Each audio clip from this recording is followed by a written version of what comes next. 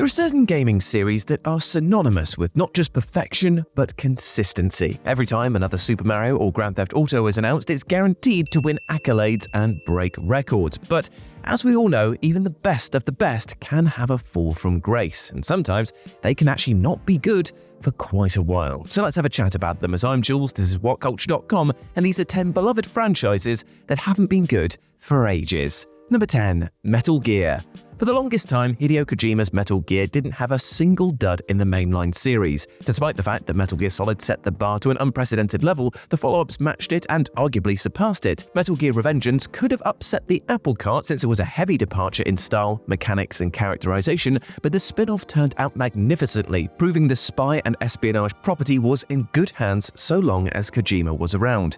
But then, Kojima left in 2015, and when 2018's Metal Gear Survive was dubbed an unmitigated disaster, the brand no longer felt untouchable. To be fair, Metal Gear should have made a recovery, hence why it's pretty low on this list. It's only one bad game that it's had, and the MGS3 remake is sure to be an absolute blinder. But having said that, it does feel like Konami are playing it safe, re-releasing a cherished game rather than taking the plunge with something new. Even if MGS3's remake turns out to be great, it's going to be frustrating how players had to wait a decade to play a decent Metal Gear and far longer to play a series original.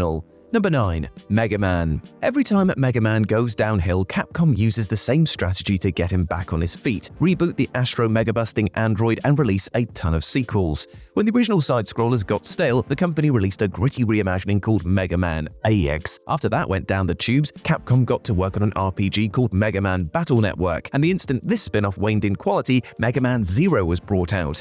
It was an effective system, but it would only get the Blue Bomber so far. As such, the developers took the old-school route for Mega Man 9, emulating the style and pixelated aesthetic of the NES saga. The 8-bit inspired title wasn't just a beautiful love letter to the classic series, but a magnificent platformer in its own right. And when the similarly designed Mega Man 10 received solid reviews, the super fighting robots resurgence seemed inevitable. And yay it, the underwhelming Mega Man 11 is the only new entry in 15 years. Mega Man might have peaked 30 years ago, but its dedicated fan base remains intact. If Capcom pulled their finger out for the next game rather than repacking the old titles for the umpteenth time, Mega Man could actually become a hot property once more. But alas, that ain't where we're at. Number 8. Star Fox.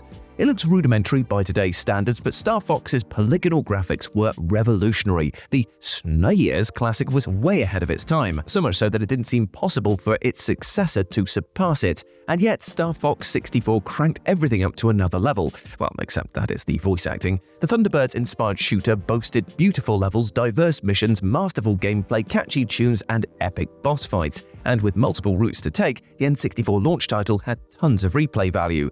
And when promotions for Star Fox Adventures were released, it seemed like a guaranteed hit. But since this follow-up started off as a separate entity called Dinosaur Planet, it barely felt like Star Fox. But as disappointing as that game was, it was nothing that couldn't be fixed with a traditional sequel. But that was easier said than done. Star Fox Assault and Star Fox Command were as generic as they come, to the point where it's a wonder why Nintendo even bothered making them. However, the future definitely seemed bright when Star Fox Zero was teased, since it captured the dynamic and fluid action of its predecessors. Sure, Zero had a few bright spots, but it was actually a bit of a letdown because of its dreadful control system and uncreative gameplay. Even though the Switch has been dominating for 8 years, Nintendo have never strongly considered releasing a new Star Fox. Fingers crossed the Star Fox that we know and love returns for the Switch too.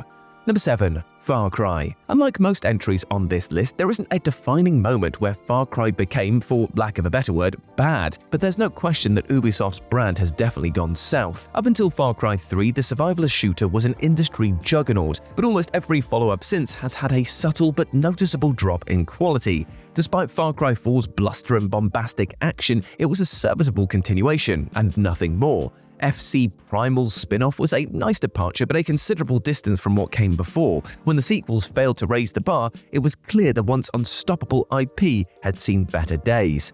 Players seem to be aware of Far Cry's downward spiral since the most recent installment made half the digital sales as its predecessor in the UK. This setup didn't stop Far Cry from making serious bank overall, but the fanbase could turn on it completely unless the property receives a major shakeup. With rumors circulating that Far Cry 7 will take things in a bold new direction, let's hope the iconic FPS returns to its former glory. But based on what we've experienced over the last decade, nobody should really hold their breath. Number 6. Need for Speed. It's a miracle Need for Speed lasted as long as it did, considering that it started life on the failed 3DO. Luckily, players were so blown away by the revolutionary race's realism and seamless gameplay, it was ported to other systems, turning it into a smash hit. 30 years later, EA's rubber-burning saga has released over a dozen follow-ups, sold over 100 million units, and spawned a film adaptation starring Aaron Paul. Over the years, Need for Speed has kept things fresh by exploring street racing, police pursuits, kart racing, simulation drives, and closed-circuit races. There's been the odd hiccup, but the driving extravaganza fittingly managed to get back on track time and time again. However, Need for Speed has had an unmistakable burnout in recent years. In fact, the last truly great entry was probably 2012's Most Wanted. Acknowledging the steady decline in quality, EA took the most sensible action and rebooted everything. Disappointingly, 2015's Need for Speed was among the weakest installments due to its dead AI, always online mode, and laborious missions. Although the last two titles, Heat and Unbound, were definitely an improvement, Need for Speed is leagues behind modern races like Gran Turismo and Forza Motorsport. Number 5. No More Heroes. The gaming industry has been oversaturated in content for quite some time, and as a result, it's definitely harder than ever to stand out. That's why it's impressive how Grasshopper created something as unique as No More Heroes. The uber-violent, anime-inspired, cel-shaded hack-and-slash combines professional wrestling, lightsaber duels, shootouts, racing, and retro minigames. Even though it's risky to juggle a multitude of genres, No More Heroes pulled it off. And just to prove that it wasn't a fluke, the sequel was bigger, better, and even more over the top.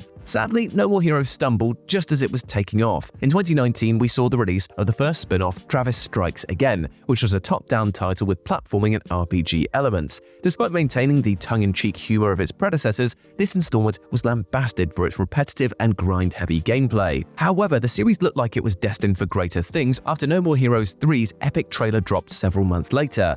But when NMH3 hit the shelves, it was obvious that Travis Strikes Again wasn't a one-off screw-up. Rather than paying homage to other mediums in an organic way, No More Heroes 3 felt like it was chucking in pop culture references just for the sake of it. For example, the final battle is a parody of Super Smash Bros., and rather than doing something innovative with this idea, the entire fight is over in under a minute. So what was the point of ripping off Smash Bros. In the first place? The gameplay was nowhere near as imaginative as before, encouraging the most die-hard fans to actually skip this installment. 2 mediocre entries isn't the end of the world, but it's not reassuring when you realize the last great No More Heroes game was way back in 2010. Number 4. Saints Row. As awesome as the first 2 Saints Row games were, the crime sandbox saga initially struggled to distinguish itself as anything but a GTA clone. If Volition didn't do something drastic, their brand could have got lost in the shuffle. With that in mind, the creators made the ballsy move for Saints Row III to lean into wacky humor, meta jokes, and Looney Tunes-esque action.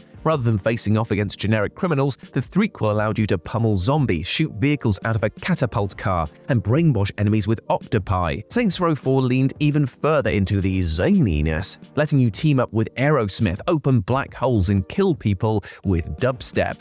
Saints Row should also be commended for being among the few IPs to become noticeably better and more popular after it jumped the shark. But it was only a matter of time before Saints Row faltered. The franchise only fumbled once, but it was a doozy. 2022's Saints Row had bland missions, tired humor, uncompelling characters, and a plethora of game-crashing bugs. Looking back, you kind of had to feel bad for Saints Row purists since they waited almost a full decade for a game that was barely functional. This single entry tarnished Saints Row's reputation so badly, the creators definitely need to go all out with the successor in order to redeem themselves.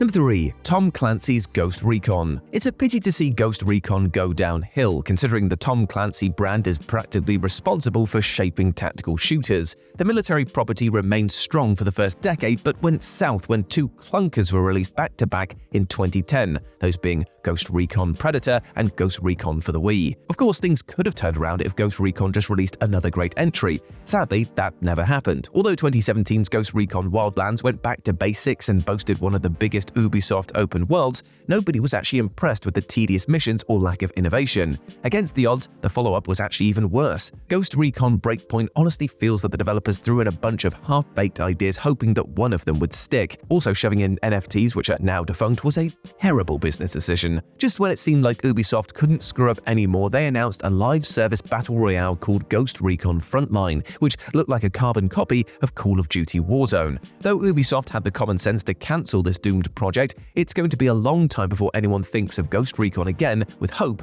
instead of cynicism. Number 2. Fallout. The Fallout Amazon series wasn't just a triumph for Bethesda's futuristic shooter, but for video game adaptations in general. It was such a hit that it's easy to forget how mind-bogglingly terrible the last installment actually was. Even though Fallout 76 is the franchise's only real blunder, it's not encouraging when the lead developer himself, Todd Howard, stated that there was very little we didn't screw up about the project, and based on the prequel's endless glitches, barren terrain, minimal NPCs, and incomplete designs, Howard's words definitely feel anything but hyperbolic.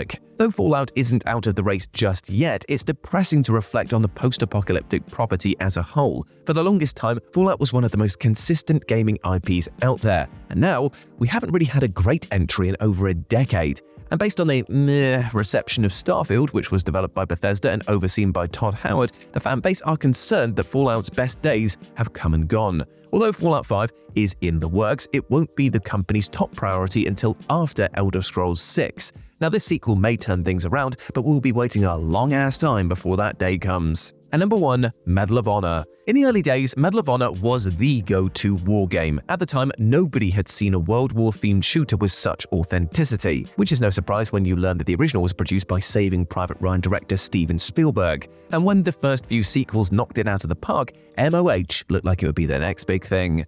Too bad that its streak came to an end with 2003's Medal of Honor Rising Sun. And it wasn't just underwhelming, Rising Sun was awful. Due to the atrocious reviews and sales, the direct sequel of this Pacific War-focused game got canned. Medal of Honor dropped the ball at the worst possible time, since Rising Sun came out immediately after Call of Duty. Being the superior of the two, COD had no trouble stealing Medal of Honor's thunder then and there. Call of Duty's surge of popularity seemed to shake Medal of Honor's confidence, since the brand never really fully recovered. For the last 20 years, the follow-ups have ranged from average to god-awful. I mean, seriously, what happened with Warfighter? What was going on there? And what's worse is that there's no sign of the property improving. Medal of Honor still manages to sell well, but it's safe to assume that the good old days are never coming back. Boo. And there we go, my friends. Those were 10 beloved franchises that haven't been good in a while. I hope that you enjoyed that, and let me know what you thought about it down in the comment section below. As always, I've been Jules. You can go follow me over on Blue Sky, where I'm at RetroJ, but the O is a 0. Hope to see you over there. Hope you're taking care of yourself, and I hope to speak to you soon. Bye-bye.